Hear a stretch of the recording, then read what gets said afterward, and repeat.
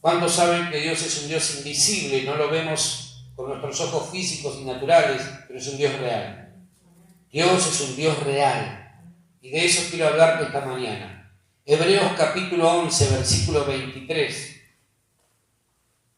Vamos a hablar de 3 principios espirituales que necesitamos entender justamente para descubrir cuál es la idea de Dios. Porque muchas veces queremos vivir bien, queremos estar bendecidos en todas las cosas, queremos que la gracia y el favor de Dios nos abracen y todos decimos amén a eso. Pero la realidad es que hay 3 cosas que por lo menos yo esta mañana quiero compartirles de parte de Dios para poder entender lo que significa vivir bien, bendecido en todo.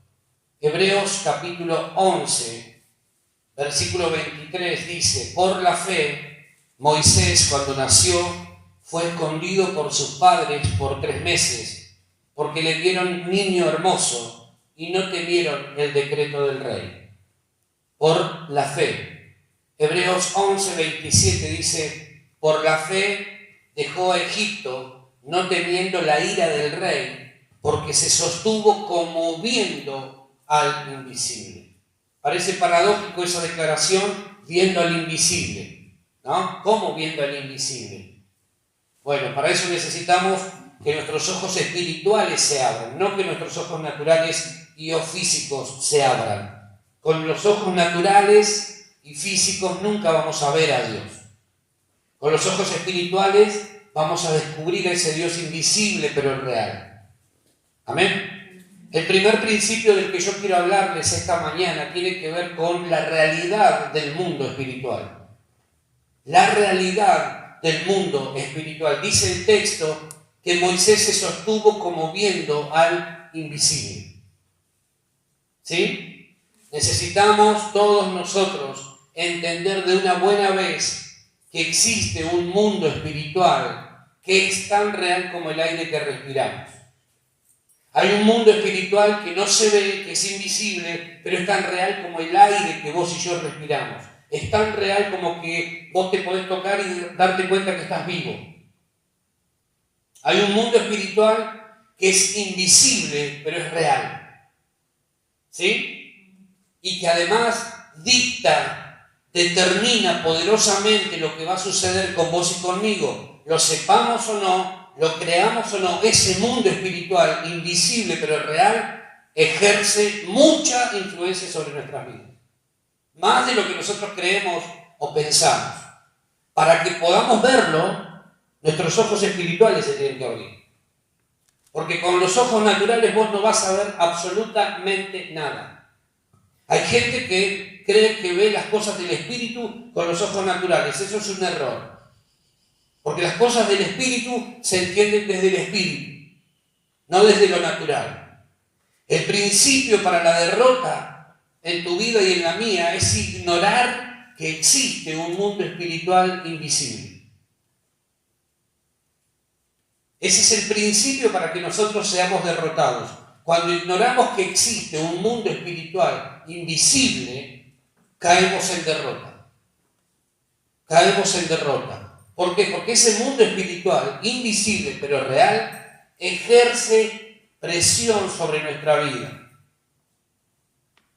Hay mucha ignorancia acerca de este tema. Muchísima. Porque claro, lo que el diablo quiere es que vos y yo no descubramos que existe ese mundo, que lo ignoremos. Que pensemos que es una cosa de 2 o 3 horas una vez a la semana el día domingo. El resto de la semana como que el diablo descansa. Y Dios también.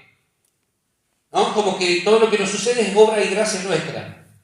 Y no nos damos cuenta que todo lo que vivimos está determinado por el conocimiento o no que tengamos de ese mundo espiritual que es invisible pero real. ¿Sí? Pablo dice: no ignoramos sus maquinaciones para que Satanás no tome ventaja. Es decir, cuando vos y yo ignoramos las maquinaciones de Satanás, lo que hace Satanás es tomar ventaja de nuestra vida. Le resulta más fácil hacernos tropezar y caer. ¿Sí? Entonces nosotros no podemos ignorar ese mundo espiritual. Moisés, dice el texto, se sostuvo como viendo al invisible. Entendió que la única manera de ser libres de la opresión egipcia era sostenerse viendo al invisible. Es decir, vos y yo no somos libres mágicamente, ni por obra del azar, ni siendo positivos. Hay gente que cree que pensando positivo ya me voy a liberar de ese problema. Tu abuela te va a liberar de ese problema. No alcanza con pensar positivo. No alcanza. Moisés, vos te pensás que Moisés no le hubiese resultado el más fácil pensar positivo, vamos a salir de acá, vamos a salir de acá, vamos a salir, como el Chavo, ¿viste? Vamos a salir de acá, vamos a salir de acá, vamos a salir de acá. Antes que tener que enfrentar a un faraón loco, antes que posicionarse frente al mar, sabiendo que detrás venían los egipcios y que si el mar no se abría ellos iban a morir. Ninguno de nosotros es libre de la opresión siendo positivo, pensando positivo.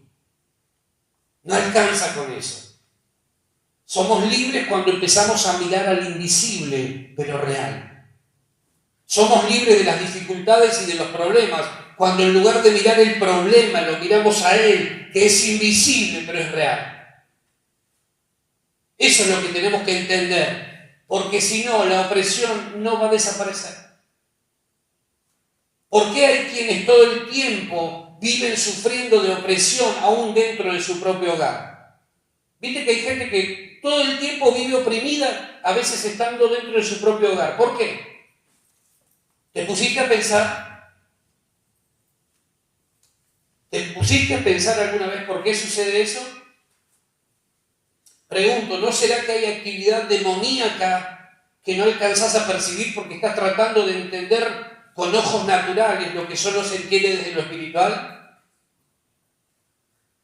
¿Qué hace una persona, por ejemplo, cuando le duele la cabeza? ¿Qué es lo primero que dice? ¿Me duele la cabeza? ¿Voy a tomar?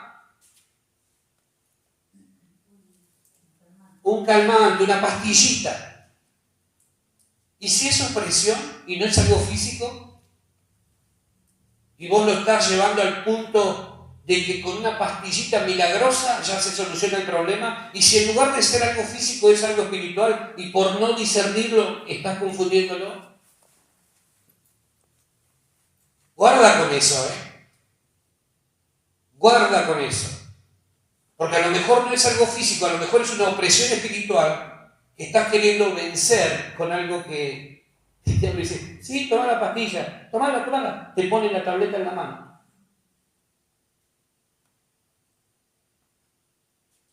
¿Sí? ¿Se va entendiendo lo que digo? Tenemos que aprender a discernir, porque hay un mundo espiritual que es invisible, pero es real, y que ejerce mucha presión sobre nuestra vida. Mucha presión sobre nuestra vida. Ahora, por causa de no tener contacto con lo invisible, con el Dios invisible, no podemos discernir que hay operaciones de opresión, muchas veces gestadas en el mismo infierno, en contra de nuestra vida. Decimos, bueno, este problema ya se va a ir. Ya se va a resolver. Tu derrota y tu fracaso, tu éxito y tu victoria están determinados mayormente por la relación que mantengas con ese mundo espiritual invisible, pero sobre todo con el Dios que es invisible pero real. Y Moisés lo entendió de esa manera. Él dijo, acá lo único que puede suceder para que nosotros salgamos libres es que nos enfoquemos en el Dios invisible pero real. Si vamos a derrotar a estos egipcios, pensó Moisés, será porque estamos entendiendo que hay un mundo espiritual que es invisible y que así como hay un diablo que oprime, también hay un Dios que libera de esa opresión y nos da victoria. Eso es lo que tenemos que entender nosotros. Nada de lo que sucede en nuestra vida es producto del azar. Hay muchas cosas que vienen a nuestra vida que han sido gestadas en el infierno, pero porque no discernimos que hay un mundo espiritual que es invisible a los ojos naturales, caemos derrotados. Caemos en la trampa. ¿Qué es lo más trágico de todo esto? Que hay personas que se empiezan a acostumbrar a ciertas cosas, que empiezan a creer que las cosas son así porque Dios las debe querer así. Y ese es el error más grande. Dios quiere que en esta temporada vos y yo nos mantengamos en contacto permanente, fluido con Él, para que Él abra nuestros ojos y podamos ver el impacto que tiene ese mundo espiritual, invisible y opresor a nuestro alrededor, en nuestro hogar, en nuestra familia, en nuestra economía, en nuestra iglesia, etcétera, etcétera, etcétera. Hay un mundo espiritual que no quiere que la iglesia crezca. Y los naturales dicen, ay, está linda para quedarse a dormir. Sí. Total, ya habrá otros domingos. No lo sé. No lo sé. ¿O vos te crees que yo no tenía ganas de quedarme durmiendo también? ¿O vos te crees que yo no tenía cosas que hacer en mi casa? ¿O vos te crees que yo no tengo preocupaciones muchas veces? ¿O vos te crees que yo no tengo cosas en mi mente y en mi corazón para resolver? Pero elijo, priorizo, tengo claro lo que quiero.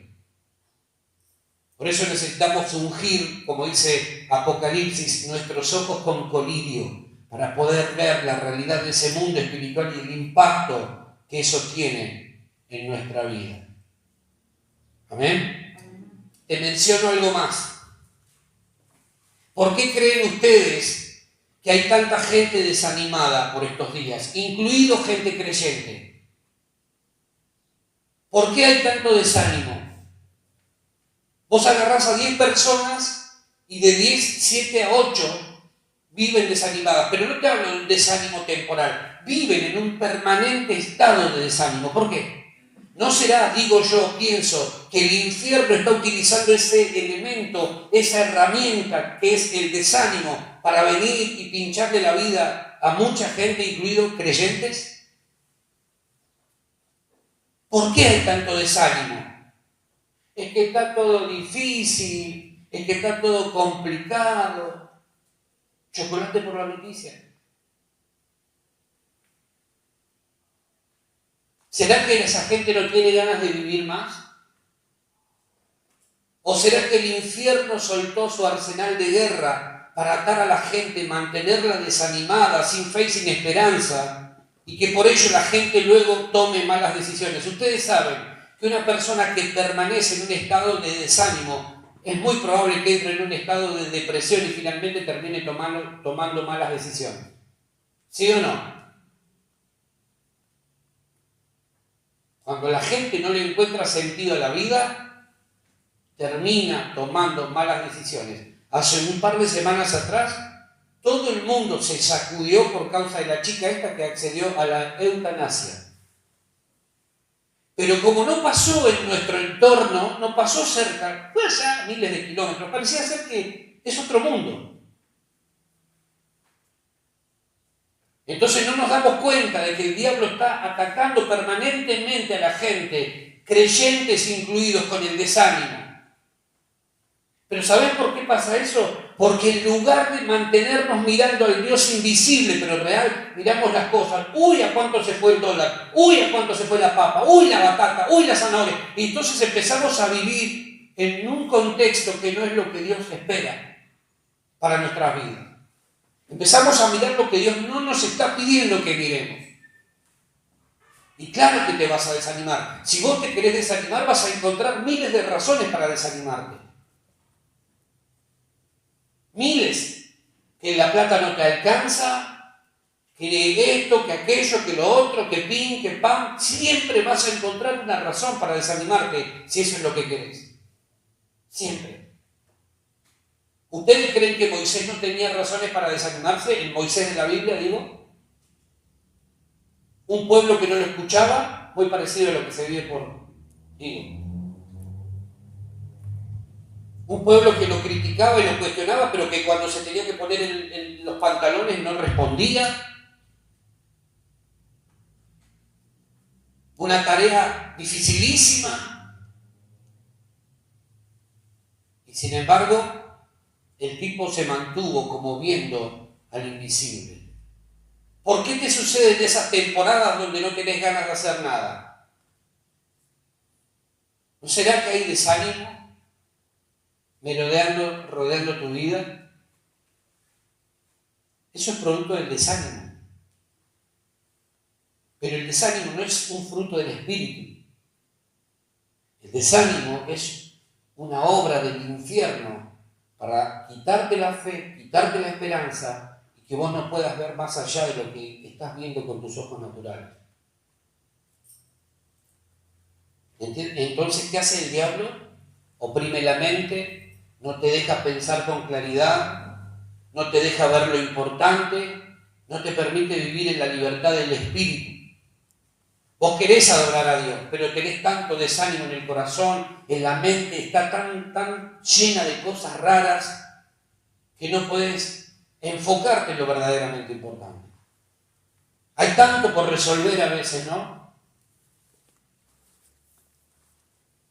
En el Éxodo capítulo 1 dice el relato que el faraón intensificó la opresión sobre los hijos de Israel.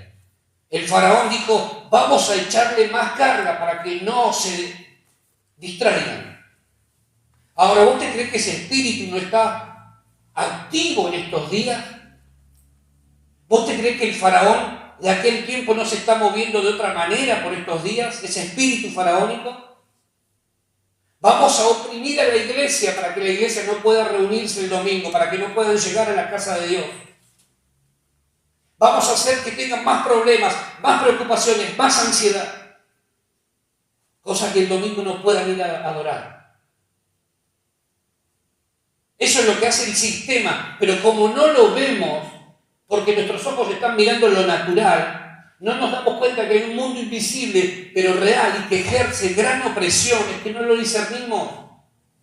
Tengo problemas, por eso hasta que no se solucionen los problemas no voy a ir a la iglesia. Imagínatelo a Moisés diciéndole a Dios, ¿sabes qué? Dios, tengo problemas, así que hasta que no resuelva mis problemas no voy a responder a tu llamado. Tenemos que discernir, mis queridos. Es un tiempo donde el infierno está queriendo desatar mayor opresión sobre tu vida y la mía. Pero es justamente cuando más nos tenemos que sostener viendo al invisible. No podemos distraernos con las estupideces y las tonterías de todos los días. Fuimos creados con un propósito mayor que eso. No podemos desgastar nuestros días viendo que la papa aumenta, que la batata se va no sé a dónde. No podemos. Hay un propósito superior para vos y para mí. Satanás no te quiere ver libre, no te quiere ver bendecido, no te quiere ver en victoria, él te quiere ver derrotado, fracasado, destruido y atado. Ese es el espíritu faraónico que opera hoy. Si no lo podemos ver, es porque aún no hemos entendido que hay un mundo espiritual invisible que determina nuestra libertad o nuestra esclavitud, según vos te posiciones. Mirá lo que sucede en Nehemías, capítulo 4. Nehemías capítulo 4, mirá lo que dice, versículo 6. Cuando Nehemías empieza su relato, en el capítulo 1 empieza hablando de un muro derribado y la ciudad en una pésima condición. El pueblo en un pésimo estado, anímico, emocional y espiritual. Y mirá lo que dice Nehemías. Dice el capítulo 4, versículo 6. Edificamos pues el muro y toda la muralla fue terminada hasta la mitad de su altura, porque el pueblo tuvo ánimo para trabajar. Nehemías se había propuesto edificar el muro, porque los muros eran para protección de las ciudades, y los muros en este momento este pueblo no los tenía. Entonces Nehemías dice, vamos a reedificar los muros, vamos a levantar nuevamente los muros de protección. No puede ser que el pueblo de Dios no tenga muros de protección. Y se propone en 52 días volver a levantar los muros. Mientras el pueblo tuvo ánimo para trabajar, edificó el muro, pero llegó ¿hasta dónde? Hasta la mitad. A la mitad de la edificación el pueblo empezó a desfallecer. ¿Por qué razón? Porque vinieron los enemigos, trataron de amedrentarlos, desanimarlos por completo, y mirá lo que sucedió, versículo 7 al 11, dice: pero aconteció que oyendo Sanbalat y Tobías y los árabes y los amonitas y los de Asdod que los muros de Jerusalén eran reparados, porque ya los portillos comenzaban a ser cerrados, se encolerizaron mucho y conspiraron todos a una para venir a atacar a Jerusalén y hacerle daño. Entonces oramos a nuestro Dios y por causa de ellos pusimos guarda contra ellos de día y de noche. Y dijo Judá: las fuerzas de los acarreadores se han debilitado y el escombro es mucho y no podemos edificar el muro. Y nuestros enemigos dijeron: no sepan ni vean hasta que entremos en medio de ellos y los matemos y hagamos cesar la obra. Cuando los enemigos comenzaron a elaborar un plan para frenar la obra, automáticamente el pueblo, en lugar de seguir trabajando, ya llegamos hasta la mitad, hicieron todo lo contrario, se empezaron a desanimar. ¿Sabés lo que dijo el diablo acá? Vamos a filtrarnos, vamos a meternos dentro de ellos, dentro del pueblo, vamos a hacerles mucho daño. Ese es tu enemigo, a ver si lo entendés.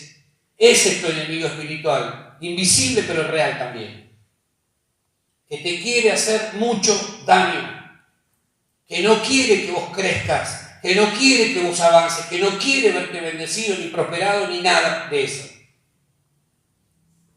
Cuando los enemigos comenzaron a elaborar un plan para frenar la obra, automáticamente el pueblo se desanimó. ¿Y ahora qué vamos a hacer? Mirá lo que dice el versículo 10.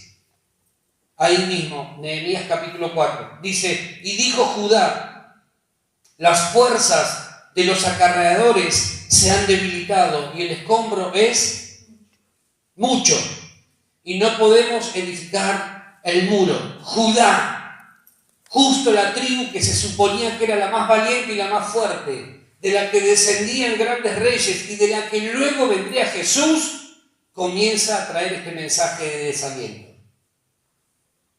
Judá. Judá significa alabanza.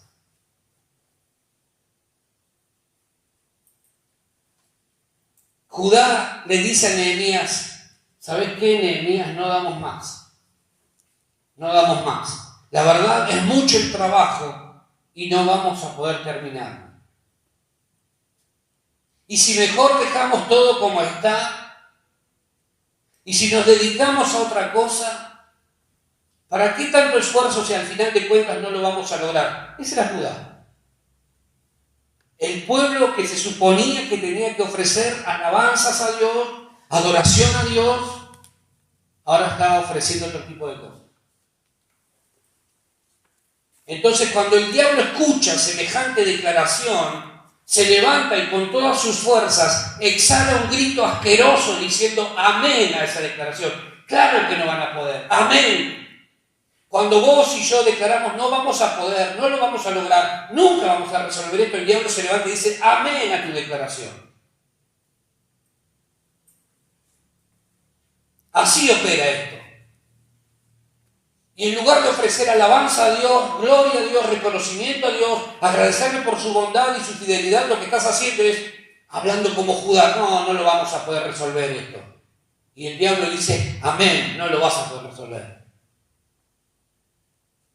Así funciona esto. Cuando el diablo te escucha hablar mal de tu familia, de tu cónyuge, de tu iglesia, lo que hace es alegrarse y festejar y acto seguido dice amén a esa declaración.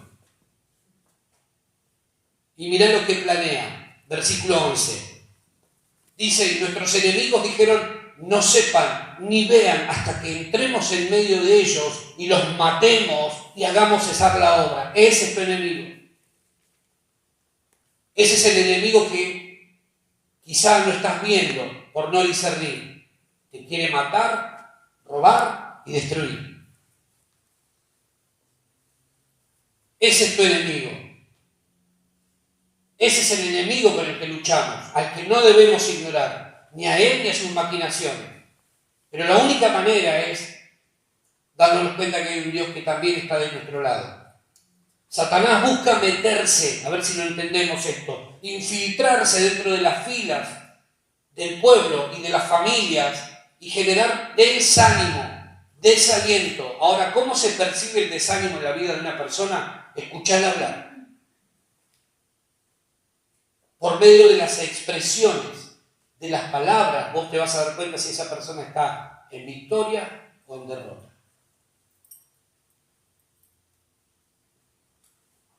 Judá significa alabanza. ¿Qué significa Judá? Alabanza. Los que debieron exhalar palabras de alabanza, adoración y reconocimiento al Dios de los cielos, estaban pronunciando ahora palabras de derrota y desaliento. Cuidado, no sea que el diablo esté cambiando tu lenguaje y en lugar de encontrar alabanza y adoración haya desánimo, desaliento y derrota. La iglesia no crece. ¿Sabés cuántas veces escuché esto? Ahora, los mismos que dicen la iglesia no crece, cuando tienen que estar, no están. Somos siempre los mismos. Los que dicen eso, cuando tienen que estar, no están. Nada va a cambiar. La gente no quiere saber nada con la iglesia, por eso mejor no predicamos. Es mentira, porque está llegando gente. Y acá tenemos una de las tantas personas que en esta temporada nueva ha llegado. Y yo le doy gracias a Dios por tu vida. Para mí, sos aire fresco. En todas las iglesias pasa lo mismo. Dice la gente que tiene el espíritu de Judá, que en lugar de emitir alabanza, adoración y reconocimiento y gratitud, trae desánimo, desaliento y derrota. Expresiones de gente desanimada que lo que busca es generar desánimo dentro de la iglesia. No le prestes tus oídos a esa gente. Y a partir de ahí, detener el avance de la obra. Mucho cuidado con permitir que el diablo utilice tu boca para desanimar a otros. Mucho cuidado. Vuelvo a repetirlo, mucho cuidado con esto. Porque es muy fácil, cuando se mete ese espíritu, anda a sacarlo después. ¿Sabés lo que cuesta levantar a una persona desanimada?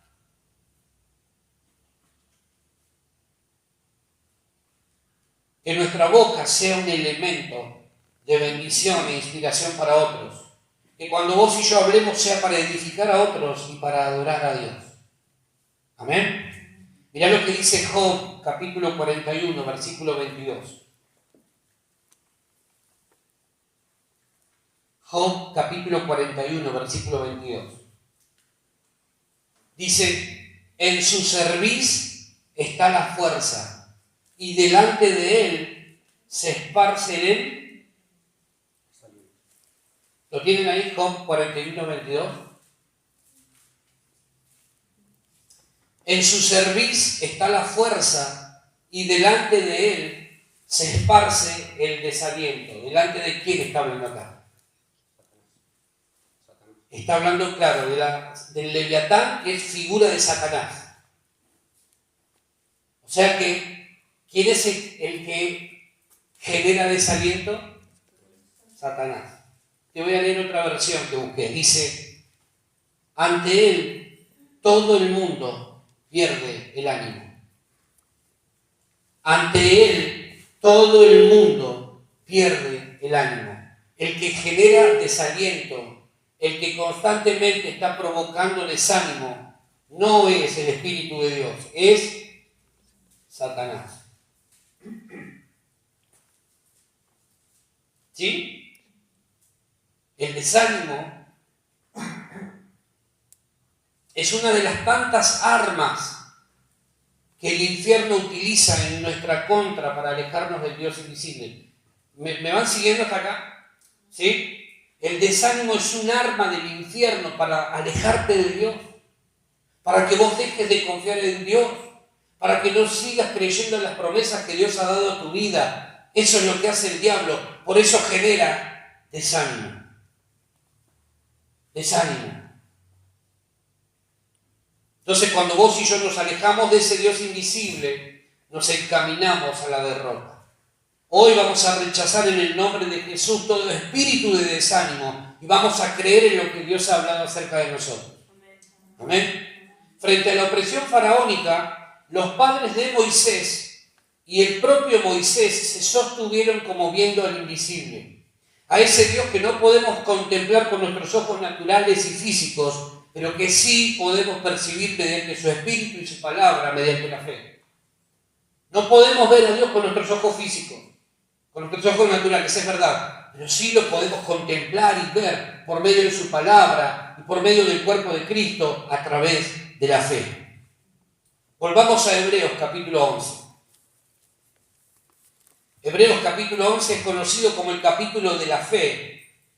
Y los dos versículos que leímos al comienzo inician exactamente de la misma manera. El versículo 23 y el versículo 27 comienzan de la misma manera, diciendo por la fe.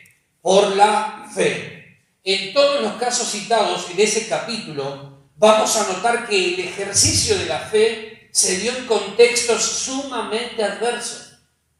Las personas que vos ves mencionar en ese capítulo 11 no estaban de vacaciones en una playa del Caribe chupando coco y esperando buenas noticias.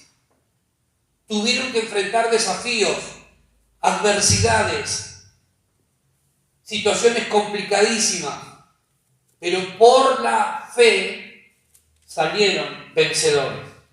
Por lo tanto, tengo que decirte que vos y yo no tenemos excusas. Amén. No tenemos excusas. Decí conmigo, no tengo excusas. No tengo excusas. Me tengo que hacer cargo de mi vida. No tenés excusas. Si estás viviendo en derrota, si estamos viviendo en opresión, es porque no queremos entender este primer punto. Hay un mundo espiritual, invisible pero real, que determina muchísimo lo que sucede con nuestra vida. Hay un diablo que oprime, pero también hay un Dios que libera y da victoria. Ahora, en los dos textos que leímos, Hebreos 11:23 y Hebreos 11:27, notamos y encontramos menciones a la fe y al temor. A la fe y al temor. ¿Sí? Ahora, el segundo principio del que yo quiero hablarte es este. Necesitamos definir en base a qué vamos a vivir. Necesitamos definir en base a qué vamos a vivir. Este es el segundo punto del que yo quiero hablarte esta mañana. Mientras estemos en este mundo, nos vamos a encontrar con que solo existen dos maneras de poder vivir y de vencer, o de caer derrotados. ¿Vamos a vivir por fe o vamos a vivir con temor? Por la fe, los padres de Moisés lo guardaron y no temieron el decreto del rey. Por la fe, Moisés no dejó que Faraón dictaminara ciertas cosas y no temió la ira del rey. Tenemos que definir cómo vamos a vivir mientras estemos en esta tierra. ¿Vamos a vivir por fe o vamos a vivir con temor? ¿Sí? Necesitamos definirlo. No podemos un día vivir con fe o por fe y otro día vivir en temor. No podemos vivir un día con temor y otro día con fe. Ahora sí tengo fe. Como que tiene ciertos ataques de espasmos emocionales. Un día sí, un día no. No. Vos tenés que definir de qué manera querés vivir mientras estés en esta tierra. ¿Por qué? Porque si queremos vivir bien en este mundo y agradar a Dios, Hebreos 11:6 dice, sin fe es imposible agradar a Dios. Y si yo quiero en esta temporada recibir todo lo que Dios ha planeado para mi vida, tengo que saber que no tengo que vivir con temor, tengo que vivir por fe. Si vos y yo nos queremos apropiar de todo lo que Dios planeó para nuestra vida, entonces necesitamos vivir por la fe. Si ejerzo fe, entonces el temor no tendrá poder sobre mi vida. ¿Sabés por qué hay temor? ¿Sabés por qué mucha gente tiene temor? Porque está escuchando las ofertas del faraón, los decretos del faraón, lo que dice el sistema. Se sientan frente a la caja boba y lo escuchan a ver las noticias. A ver si hay una buena noticia. Las buenas noticias no salen en televisión ni en radio. Las buenas noticias no salen en televisión ni en radio. Están acá las buenas noticias. Ahí están las buenas noticias. Pero el problema es que nosotros queremos alimentar nuestra fe escuchando a un periodista que de Dios debe tener lo que yo tengo de astronauta. Ese es el problema. Vivimos al revés. Después, claro que nos llenamos de temor. Si estamos escuchando todo el día noticias pésimas, estamos todo el día rodeados de gente que no tiene fe, ¿cómo va a crecer nuestra fe? ¿Cómo va a crecer nuestra fe? Claro que está todo difícil. No ignoramos la realidad, pero creemos que por encima de la realidad natural hay una realidad superior, el Dios invisible, pero real. Claro que está difícil la cosa, claro que está complicada. ¿Cómo hago? Poner tus ojos en el invisible. Deja de mirar lo que no tenés que mirar. Esa va a ser la forma en la que nos vamos a poder sostener en este tiempo difícil. Hebreos 11:27 dice, por la fe dejó a Egipto, no temiendo la ira del rey, porque se sostuvo como viendo al invisible. ¿Sabés por qué Moisés no tuvo temor a la ira del rey? Porque los ojos de Moisés no estaban puestos en el faraón ni en Egipto.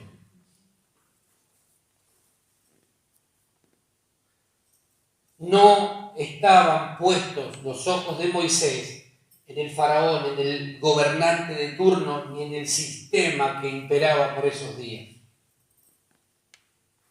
Los ojos de Moisés se mantuvieron viendo y contemplando al Dios invisible, pero real.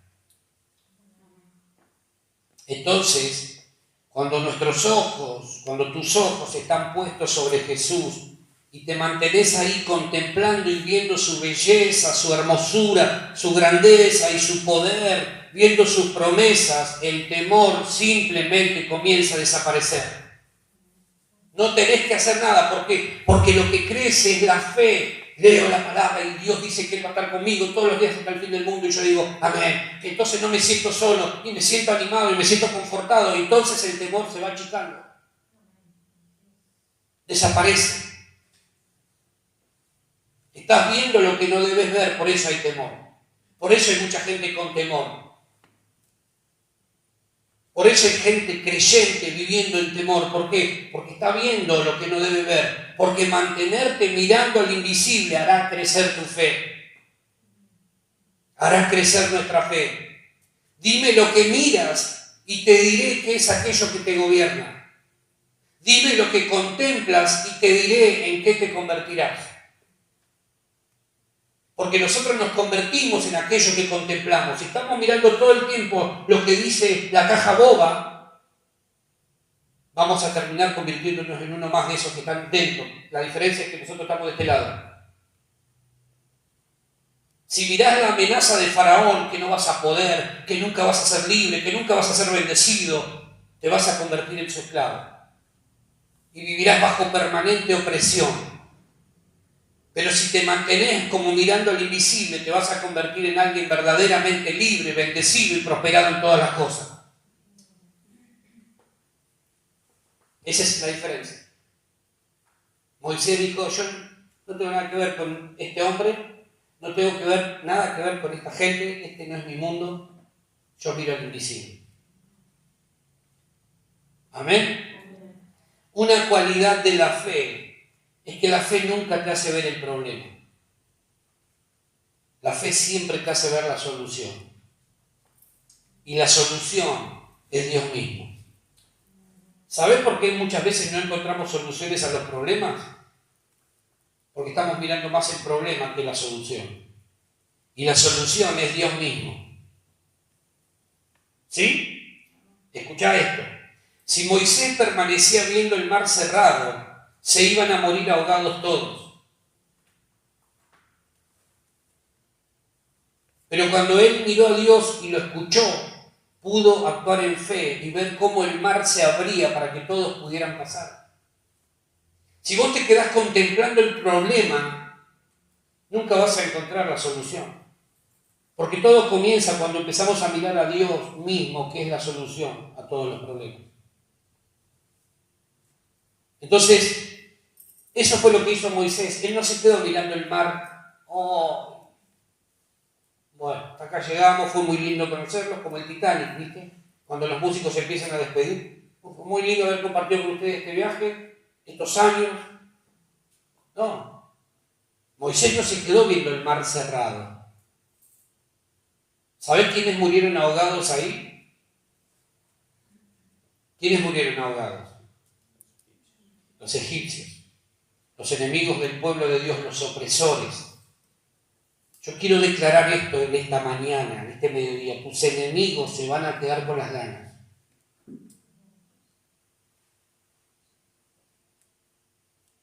Se ve que no muchos tienen enemigos. Tus enemigos van a verte avanzar en medio de lo que parece cerrado. Amén. Y cuando ellos quieran imitarte, cuando quieran imitar tu conducta, se van a quedar a mitad del camino y van a terminar ahogados.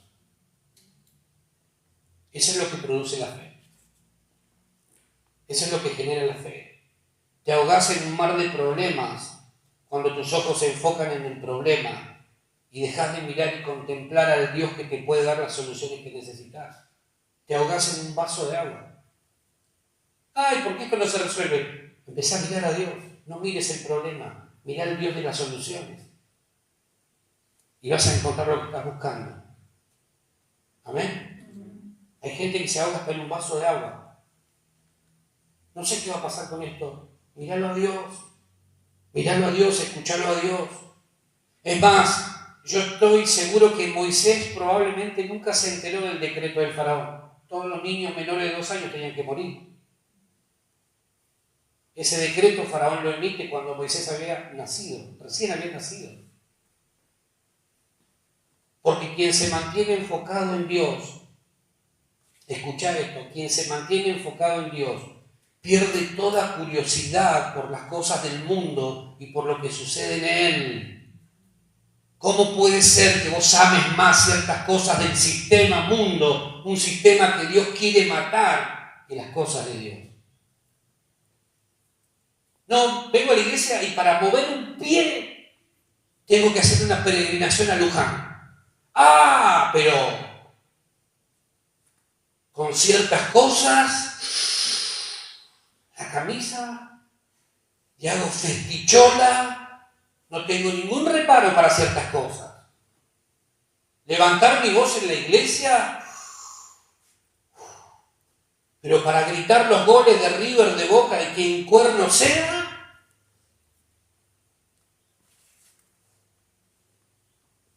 somos así, ¿no? Somos muy recataditos en la casa de Dios, pero cuando la puerta de nuestro hogar se cierra, nos transformamos. Nos transformamos. Moisés nunca se enteró probablemente del decreto faraónico, porque él no estaba enfocado en Egipto, ni en el sistema, ni en el faraón. Él estaba mirando al Dios invisible pero real. ¿Qué me importa lo que diga el faraón y lo que haga Egipto si yo soy hijo de Dios? ¿Qué me importa lo que dictaminen los que gobiernan este mundo si yo soy hijo de Dios y pertenezco a un reino que es por encima de cualquier otro reino? ¿Qué me importa lo que diga faraón si yo no tengo nada que ver con él? Yo soy hijo de Dios. La fe no te deja viendo el problema, siempre te lleva a ver la salida, el problema, la dificultad. Si te quedas contemplando el problema te paralizás, pero si te mantenés contemplando y viendo al invisible, verás cómo el agua se va a partir en dos y vas a poder avanzar en esta temporada. Yo declaro en el nombre de Jesús que las aguas se abren y que vamos a avanzar en esta temporada. No te quedes mirando el mar cerrado. Mirá al Dios que puede hacerlo todo, absolutamente todo. Egipto es el mundo que opera permanentemente infundiendo un espíritu de temor que se desarrolla por medio de lo que vemos y escuchamos, al igual que la fe. La fe también se desarrolla y crece por medio de lo que escuchamos y lo que vemos. Por eso es importante escuchar palabra de Dios, escucharla, una y otra vez. Tenemos un canal como iglesia donde subimos todas las semanas las predicaciones, los mensajes, y son muy pocos los que escuchan de acá. No, si ya lo escuché el domingo, ¿para qué lo voy a escuchar otra vez?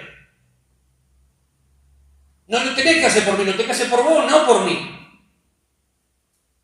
Porque quizá en un momento no alcanzaste a percibir algo y volver a escuchar eso te puede activar en el espíritu para descubrir algo y resolver algo que todavía no se ha resuelto. No, 1 hora. Pero la novela, pero el fútbol, pero esto, no tenés problemas de dedicarle tanto tiempo.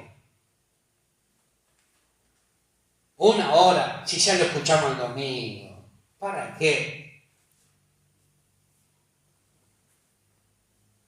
Egipto por eso te bombardea todo el tiempo con información negativa, información pesimista, información dura, cruel, con un objetivo muy claro. Egipto tiene un objetivo muy claro con tu vida: paralizarte, oprimirte y que de esa manera nunca llegues a ser verdaderamente libre. El diablo no te quiere libre, el diablo no te quiere bendecido, el diablo no te quiere prosperado, el diablo no te quiere en victoria, el diablo te quiere oprimido, esclavizado, derrotado. Pero hay gente que no lo termina de ver. Muchos viven enfermos producto de lo que ven y escuchan. ¿Por qué? Porque así como la verdad te hace libre, la mentira te ata, te esclaviza y te enferma. La verdad nos hace libres de todas las cosas. Este mundo no está así porque los malos se manifiesten diariamente. Este mundo está como está porque los que deben ejercer fe viven con excesivo y abundante temor, manipulados y controlados por ese espíritu del infierno. El mundo está como está porque los que tenemos fe, los que decimos tener fe, vivimos más en temor que en fe. Entonces, ¿qué hace el diablo? Si los que tenemos la solución a ese espíritu de temor no la aplicamos, es lógico que todos los demás a nuestro alrededor se contaminen con ese espíritu de temor. Esto es como tener la solución, la respuesta, el antídoto a una enfermedad y no aplicártelo. Y preferir morirte antes que sanarte. ¿Se va entendiendo lo que estoy diciendo? ¿Sí? ¿Estoy diciendo claro? Los temerosos son los que salen por la mañana pensando que todavía lo peor no ha sucedido. Siempre hay algo peor. Pronto va a suceder. Quédense tranquilos que pronto va a suceder. Eso dicen los que viven con temor. Por esas razones que dicen no vale la pena seguir intentando y seguir esforzándose porque al final de cuentas nada va a cambiar. Ahora, vos tenés que decir esto: ¿qué me importan a mí los decretos del faraón? A mí me interesan las promesas de mi amado. ¿Qué me importan los decretos del faraón a mí? Nada tiene que ver él conmigo. El temor produce estrés, que es la plaga de este siglo, y periódicamente genera demasiados hombres y demasiadas mujeres estresadas, enfermas, con miles de dificultades. Ahora, ¿sabés qué es lo curioso de esta enfermedad? La enfermedad de este siglo, la plaga de este siglo. ¿Sabés qué es lo curioso? Que hace años atrás nadie sabía de su existencia. Por consecuencia, nadie la padecía.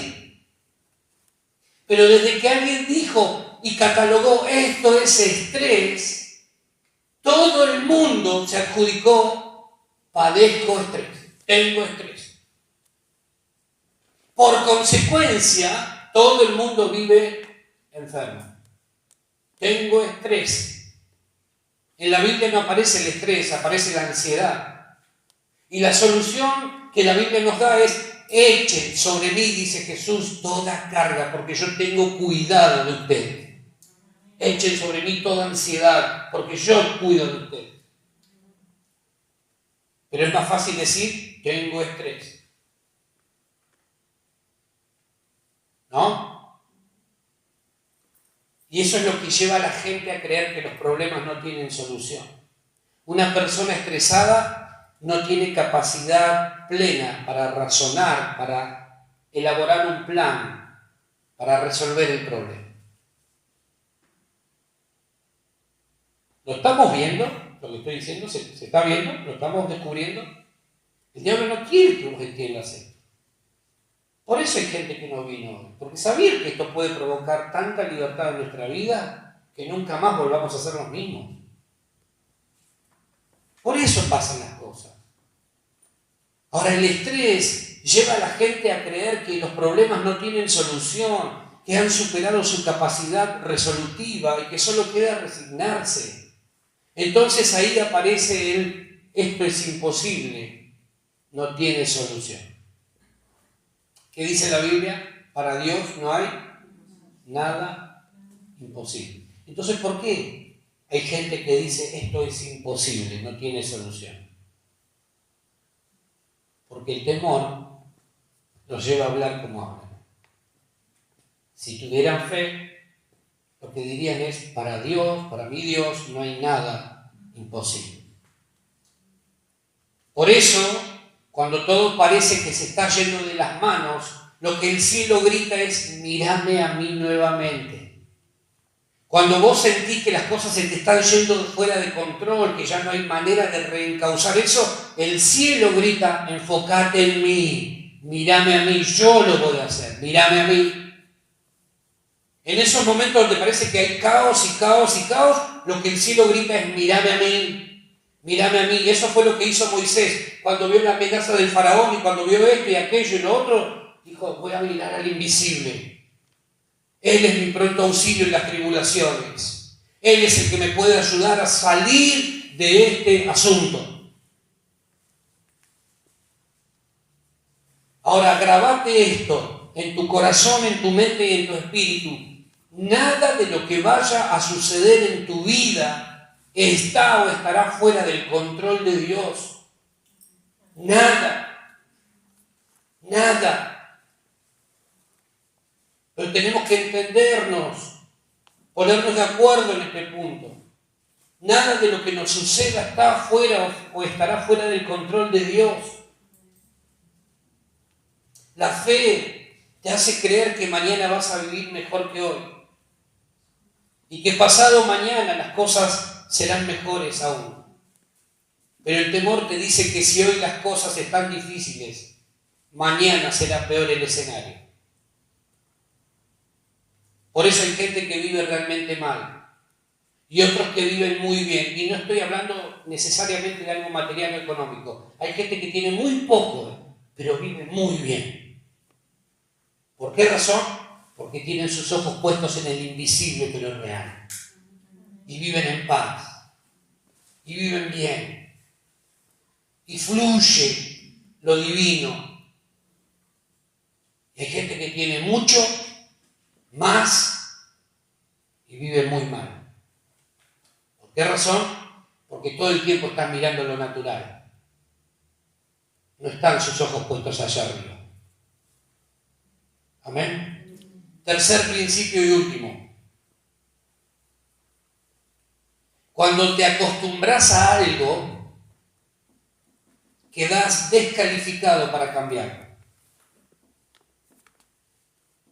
Cuando te acostumbras a algo, quedas descalificado para cambiarlo.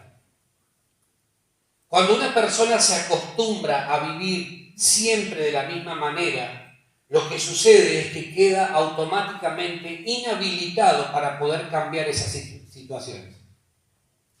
¿Qué significa acostumbrarse? a hacer siempre lo mismo, a que siempre pase lo mismo.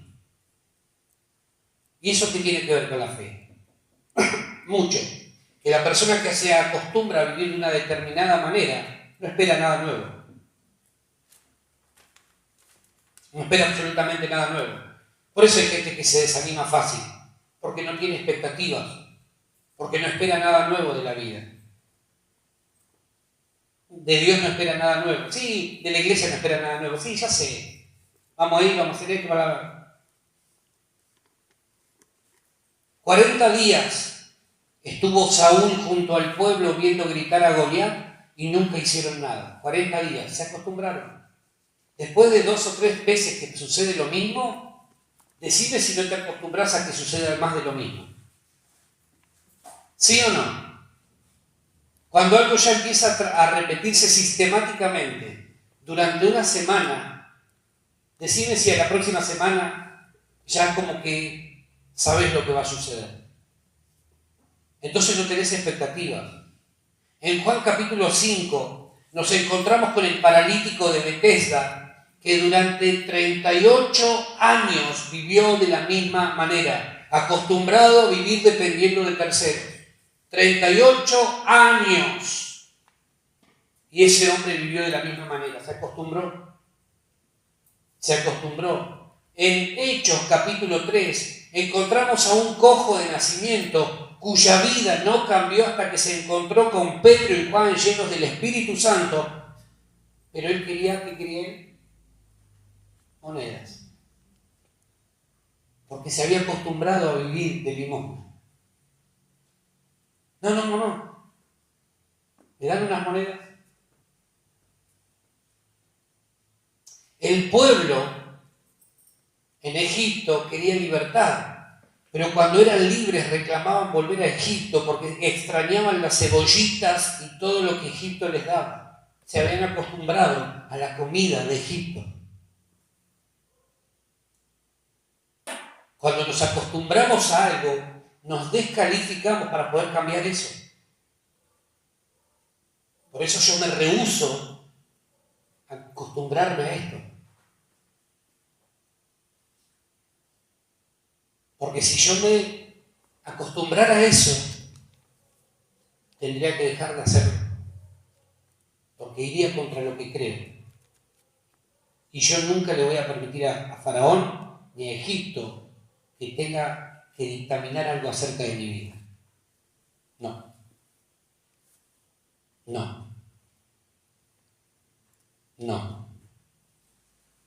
Todos en nuestras vidas arrastramos diferentes historias y transitamos los mismos caminos, aunque somos diferentes. Todos hemos luchado y aún luchamos con problemas y dificultades de todos los tipos y colores que se nos puedan ocurrir, ¿sí o no? Seguramente que hubo circunstancias que nos hicieron perder años y nos retrasaron en casi todas las áreas de nuestra vida. Ahora, el punto en este momento no es saber cuál es tu historia. Lo importante es saber si por casualidad ya no te has acostumbrado a vivir de esa manera. No me interesa tu historia, que pudo haber sido mejor o peor. Seguramente diferente. Ahora, lo que quiero saber es, ¿no será que te has acostumbrado a vivir de esa manera también? Mirá lo que dice Hebreos 11, 23, ahí donde estamos. Ya terminamos, bánquenme un ratito. Dice, por la fe, Moisés, cuando nació, fue escondido por sus padres por 3 meses, porque le vieron niño hermoso y no temieron el decreto del rey. Cuando los padres de Moisés vivieron en Egipto, también tuvieron que enfrentar situaciones difíciles. Imagínate lo que es, vos acabás de ser papá y que se emita un decreto que diga que todos los menores de 2 años tienen que morir. Tu bebé acaba de nacer. Para que entiendas el contexto, porque a veces lo leemos tan rápido que pensamos que, bueno, Moisés nada, de taquito lo hizo. Acababa de nacer Moisés y el rey, el faraón dice, todos los menores, calculó, los menores de 2 años tienen que morir. le dio una orden a las parteras que asistían a las embarazadas, les dijo, cuando vean el sexo, si es varón, mátenlo. Tratá de entender el corazón de esa mamá que iba con su panzota a tener a su bebé, sabiendo que si era varón había una orden de muerte, una sentencia de muerte sobre la vida de ese bebé. No lo tomemos a la ligera las historias bíblicas. Bueno, y fue Moisés y abrió el mar.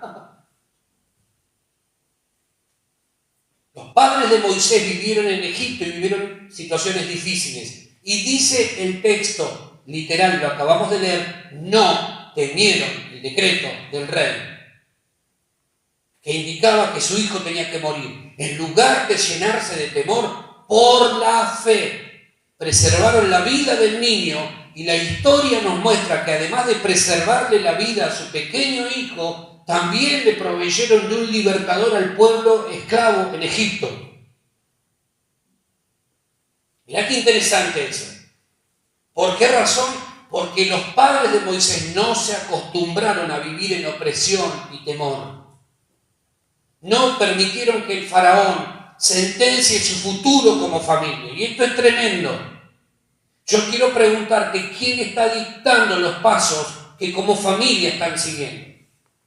¿Qué pasos sigue tu familia?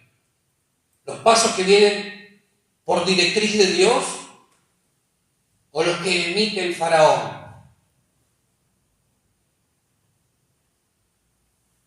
Porque hay gente que dice, no, lo que pasa es que la Biblia dice que tenemos que someternos a todas las autoridades porque las autoridades han sido puestas por Dios. Ok.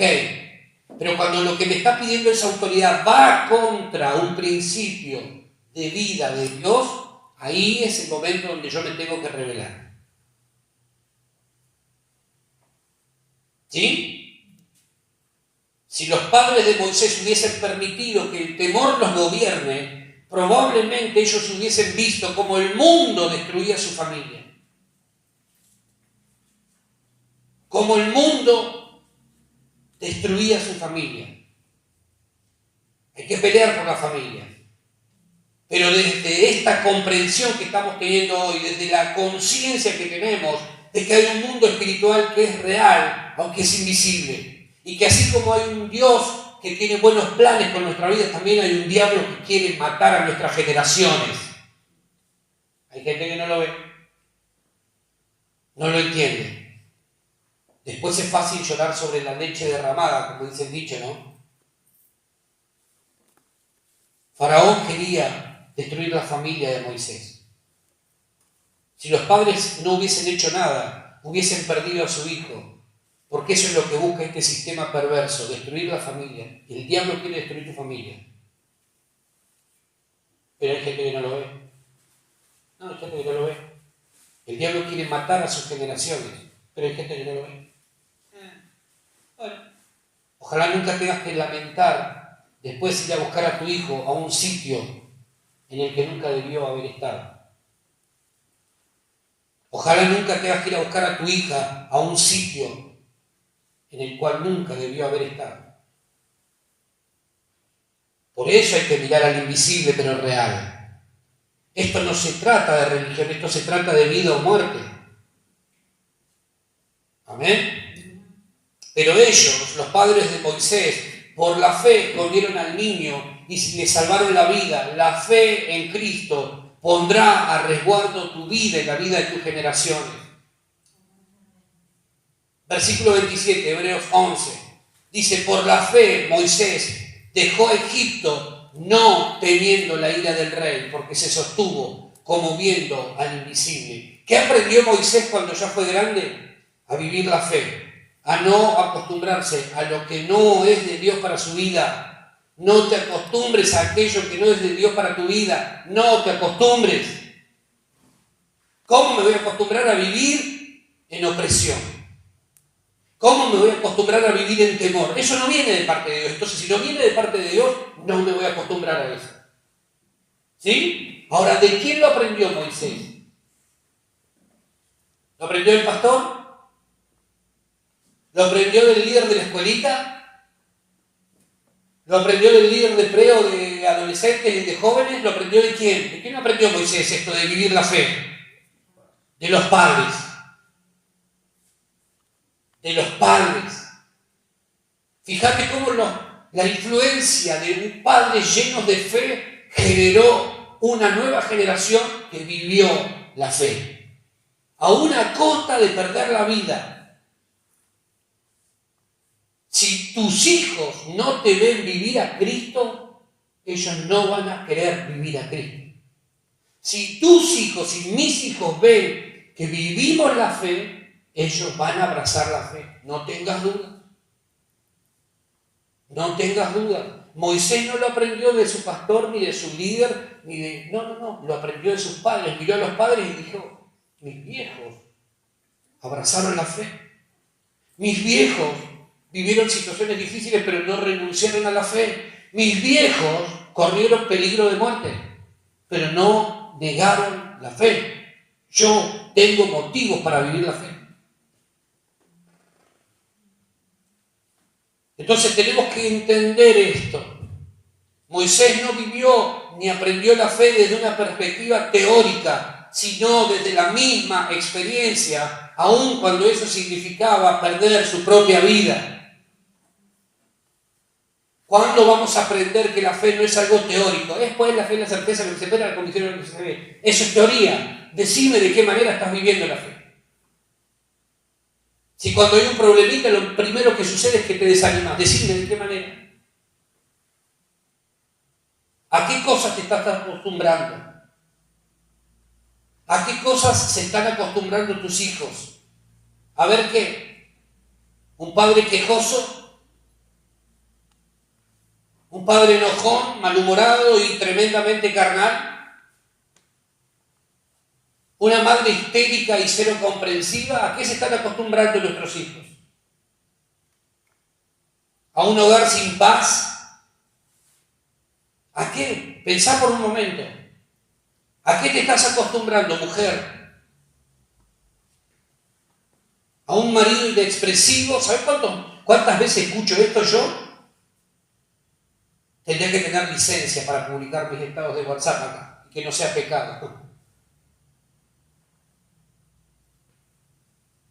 ¿A qué te estás acostumbrando? ¿Un marido inexpresivo, frío, insensible? Hombre, ¿a qué te estás acostumbrando? ¿A una mujer despreocupada de tus intereses, a la no comunicación, a sentirte solo? ¿A qué te estás acostumbrando? Iglesia, ¿a qué te estás acostumbrando? ¿A ser inconstante? ¿A no ser fiel a Dios? ¿A vivir de emoción tras emoción? ¿A no amar y no valorar a tus líderes y hermanos como corresponde? ¿A qué te estás acostumbrando? Pensemos, por favor. ¿A la crítica? ¿A la murmuración? ¿A qué? ¿A la pasividad? Si te acostumbraste a siempre tener problemas económicos o a vivir malhumorado todo el tiempo, si te acostumbraste al maltrato, a que nadie te valore, a vivir mal, a la escasez, a discutir todo el tiempo con tu cónyuge o pareja, a vivir derrotado o depresivo, empezando algo y nunca terminando, entonces tengo que decirte que te estás inhabilitando para cambiar aquello a lo que te has acostumbrado. ¿Sabés por qué hay gente que nunca cambia? Porque en parte nosotros los hemos mal acostumbrado a ellos.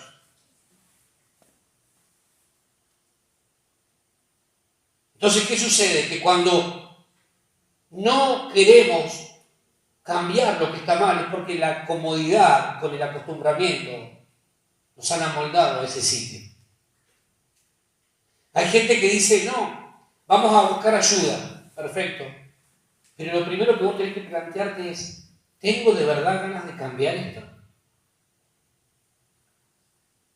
¿Sabés cuánta gente hemos aconsejado en estos años tratando de ayudarlos en cuanto a lo económico y una y otra vez han vuelto a lo mismo? Porque cuando se acostumbran a una manera de vivir, no hay mucho más por hacer. Excepto que la persona se rebele y diga, yo no quiero más esto. ¿A qué te estás acostumbrando? Porque el punto es este, ¿eh? Si te acostumbraste, entonces te estás inhabilitando para cambiar esas cosas. Los padres de Moisés no se conformaron ni se acostumbraron a Egipto, a lo que Egipto pretendía de ellos y para ellos. Y por eso arriesgaron sus vidas. Lo mismo hizo años más tarde el hijo, en un episodio similar. Lleno de fe, no tuvo temor de lo que pudiera pasarle y Dios lo respaldó fuertemente. Hay que correr riesgos, pero no te permitas acostumbrarte a lo que no forma parte del plan de Dios para tu vida. Hay que correr riesgos. Hay que correr riesgos, hay que perder el miedo. Hay que correr riesgos, salir de esa zona cómoda. ¿Amén? Porque si no, no vamos a avanzar más allá. Vamos a estar siempre ahí viviendo en nuestro metro cuadrado. Hay que correr riesgos en la vida. La costumbre nos lleva a aceptar situaciones que nunca debiéramos aceptar y por eso nunca cambian. Te acostumbraste a vivir en un entorno negativo, pesimista, lleno de temores y de dudas, por eso las cosas no cambian. Te acostumbraste a que todos los domingos vinieras a este lugar, a venir a este lugar y encontrar todo armadito, por eso nada cambia. Lo dije el jueves. Cuando no entendemos lo que es servir, pensamos que solo sirven algunos, selectos. Israel oía a Dios, sin embargo se acostumbró a ciertas cosas que lo privaron de bendiciones que Dios había preparado para ellos. Por eso hubo una generación que no llegó a la tierra prometida, murió a metros de la tierra prometida. ¿No será que te has acostumbrado a aceptar tus fracasos y a aplaudir los éxitos de los otros, creyendo que nunca vas a lograr tus propias victorias? Si eso ha ocurrido, ¿qué crees que va a seguir sucediendo entonces? Lo mismo.